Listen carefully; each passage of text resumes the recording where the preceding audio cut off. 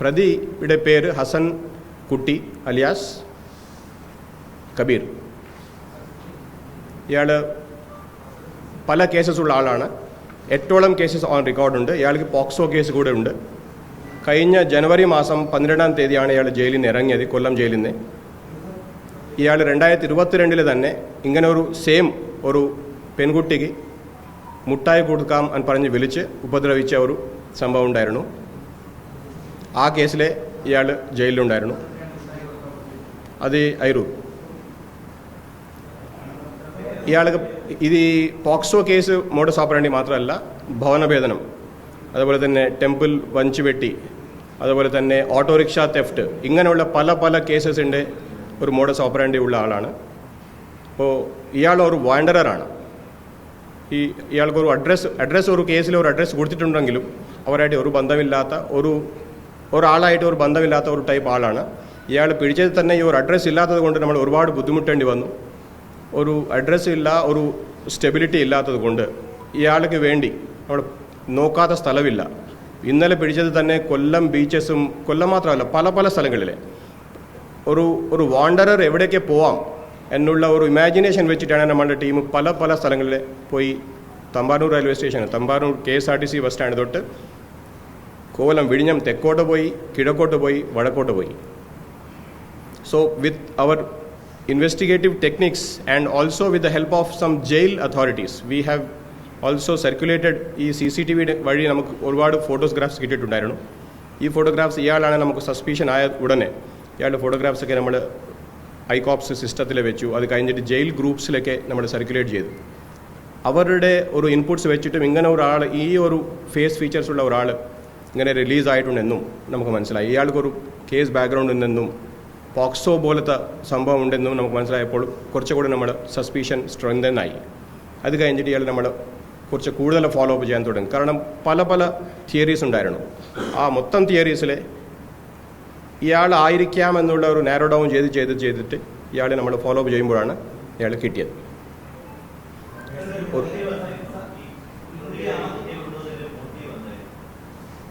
Basically ഇയാൾ POCSO habitual ഒഫൻഡറാണ്. അപ്പോൾ cases നിലവിലെ ഓൾറെഡി കൊല്ലത്ത് അയിരൂരിലെ ഒരു കേസ് ഉണ്ടായിരുന്നു, 2022 ഒരു വർഷം മുമ്പുള്ള കേസ്. ഇപ്പോൾ സിമിലർ ഒരു കേസുണ്ട്. ഇയാൾ പറയുന്ന സ്റ്റോറീസ് കേൾക്കുമ്പോൾ തന്നെ ഇങ്ങനെ കേസ് ഇല്ലാത്ത സംഭവങ്ങൾ ഉള്ളതായിട്ട് കൂടി നമ്മൾക്ക് മനസ്സിലാവുന്നു. അതുകൂടി നമ്മൾ എവിഡൻസ് എടുക്കാൻ പോവുകയാണ്. കേസ് ചില സ്ഥലത്ത് ആൾക്കാർക്ക് ഇയാൾ അടിച്ച് ഓടിച്ചു, ഇങ്ങനെയുള്ള സംഭവങ്ങളുണ്ട്. പോക്സോ പോലത്തെ സംഭവങ്ങളാണ്. ഒരു സംഭവം നമുക്ക് ഇതുവരെ അറിഞ്ഞു, ഇനി എത്ര ഉണ്ടാവും നമുക്ക് ചോദിച്ച് മനസ്സിലാക്കേണ്ടി വരും.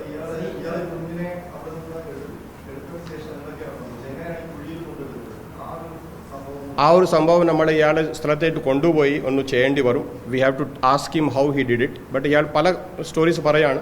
പക്ഷേ നമുക്ക് എക്സാക്ട്ലി എന്താണ് ചെയ്തത് എന്ന കാര്യം അവിടെ പോയിട്ട് നമ്മൾ ഇൻവെസ്റ്റിഗേറ്റ് ചെയ്യേണ്ടി വരും. ആ രാത്രി തന്നെ അതാണ് നമ്മൾ നോക്കേണ്ടത്.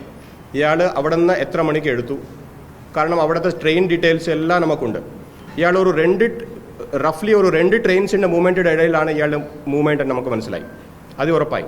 ഇയാളുടെ ലൊക്കേഷൻ മനസ്സിലായി, ഇയാളുടെ സ്പോട്ട് മനസ്സിലായി. പക്ഷേ കുഞ്ഞിനെ എങ്ങനെയാണ്, ഏത് റൂട്ടിലാണ്, റെയിൽവേ ട്രാക്ക് വഴി തന്നെ, പക്ഷെ എവിടെയാണ് ഇയാൾ വെച്ചത്, എവിടെയാണ് കുത്തിപ്പിടിച്ചത്, അതൊക്കെ നമ്മൾ ആ സ്പോട്ടോട് കൊണ്ടുപോയി ഇൻവെസ്റ്റിഗേറ്റ് ചെയ്യേണ്ടി വരും.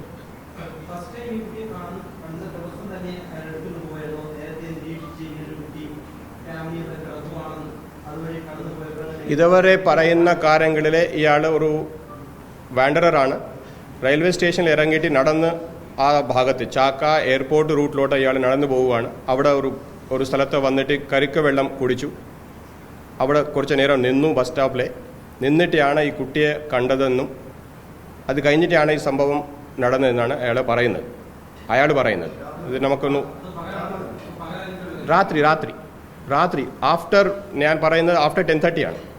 കാരണം ഇയാളുടെ CCTVs ഒക്കെ നമ്മൾ മാപ്പ് ചെയ്തിട്ടുണ്ട്. Movements are all matching with what happened in the spot. ഉണ്ടായിരുന്നു.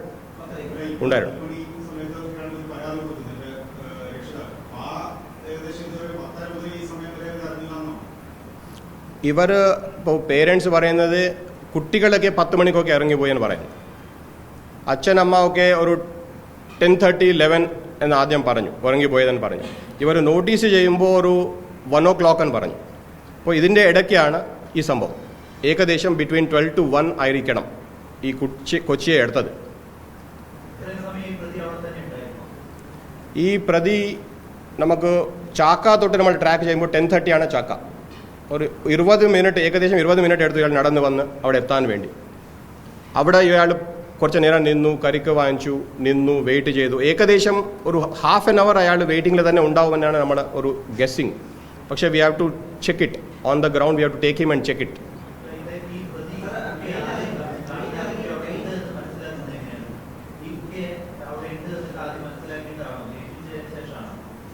ഇയാൾ അവിടെ നല്ല സ്ട്രീറ്റ് ലൈറ്റൊക്കെ ഉള്ള സ്ഥലമാണ്.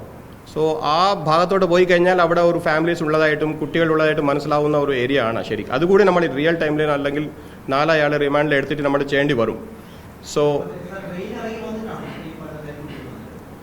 അയാൾ പേട്ട സ്റ്റേഷനിലാണ് ഇറങ്ങിയത്. പേട്ട സ്റ്റേഷൻ ഇറങ്ങിയിട്ട് നടന്നു വരികയാണ്. അയാൾ പറയുന്ന സ്റ്റോറി പ്രകാരം all these things we have to verify on the ground with circumstantial evidence. ഇയാൾക്ക് മൊബൈൽ ഫോണുണ്ട്. That we are checking because it's a very, very simple phone and call details, there are not many calls. He's a ഒരു uneducated ആയിട്ടുള്ള ആളാണ്. കൂടുതൽ വായിക്കാനും ഒന്നും അറിയില്ല. അതുകൊണ്ട് ഇയാൾ പറയുമ്പോൾ വായിക്കാൻ അറിയില്ലാത്ത ആളാണ്. So that's why we are checking.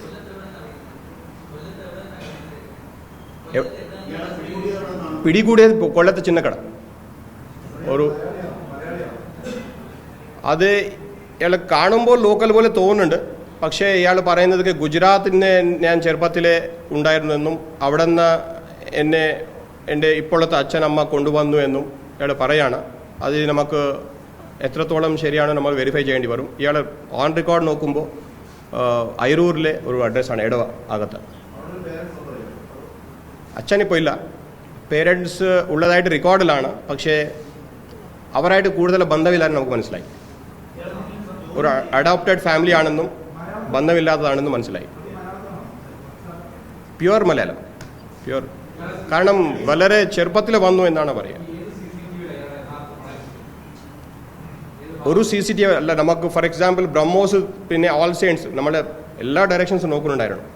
BrahMos നോക്കി, ഓൾ സെയിൻസ് നോക്കി, പിന്നെ അത് കഴിഞ്ഞിട്ട് മറ്റ് കണക്റ്റഡ് റെയിൽവേ സ്റ്റേഷൻ്റെ അകത്ത് മറു സൈഡിലുള്ള CCTVs നോക്കി, റെസിഡൻഷ്യൽ ഏരിയാസിനെ നോക്കി, കുളത്തിനടുത്ത് റെയിൽവേ ട്രാക്കിൻ്റെ കുളമുണ്ടല്ലോ, ആ കുളത്തിനടുത്തുള്ള ഒരു CCTV നോക്കി, വന്ദേ ഭാരതിൻ്റെ CCTV നോക്കി, മൂവിങ് ട്രെയിൻസിൻ്റെ. അങ്ങനെ നമ്മൾ പോയിട്ട് ചാക്കയിൽ പിന്നെ 3 directions ആയി. പിന്നെ അവിടെ ഒരു സ്ഥലത്ത് ഒരാൾ ലിഫ്റ്റ് കൊടുത്ത ഒരു സംഭവം ഉണ്ടായിരുന്നു. 2 ടീംസ് ഒരു ബൈക്കിൽ, 2 പേർ ഒരു ബൈക്കിൽ, ഒരാൾ അവരെ ലിഫ്റ്റ് ചോദിച്ചപ്പോൾ ഒരു ലിഫ്റ്റ് കൊടുത്തു. അവരുടെ അഡ്രസ് കൂടെ നമ്മുടെ കയ്യിലുണ്ട്. ഇയാൾ പറയുന്ന സ്റ്റോറി അവർ കൂടെ കൊറാബറേറ്റ് ചെയ്യുന്നു, ഇങ്ങനെ നമ്മൾ ലിഫ്റ്റ് കൊടുത്തു എന്ന്. സോ ആ രീതിയിൽ ഇയാൾ നമ്മൾ ട്രാക്ക് ചെയ്ത് കൊണ്ടുപോകുമ്പോൾ ഈ ജയിൽ ഗ്രൂപ്പ്സിലെ നമുക്ക് ക്ലൂ കിട്ടിയ കഴിഞ്ഞിട്ട് ഇയാളെ ട്രാക്ക് ചെയ്യുമ്പോൾ ഇയാൾ തമ്പാനൂർ പോയി. തമ്പാനൂരിന് പിന്നെ ആലുവ വരെ പോയി, കൊല്ലം പോയി, ആലുവ പോയി.